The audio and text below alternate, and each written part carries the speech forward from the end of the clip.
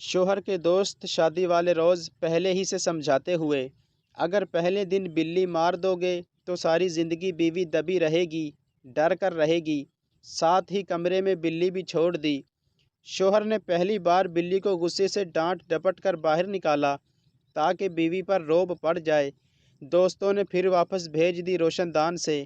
اب شوہر نے تکیہ اٹھا کر بلی کو دے مارا اور دوبارہ کمرے کے باہر پھینک آیا اور بیگم سے بولا، دیکھو یہ میرا مزاج ہے، میں کسی کو خود کو تنگ کرنے نہیں دیتا، اپنے سامنے آواز اٹھانے نہیں دیتا، میری مرضی چلتی ہے ہر جگہ۔ دوستوں نے تیسری بار بلی پھر اندر ڈال دی کہ مارنی تو تھی۔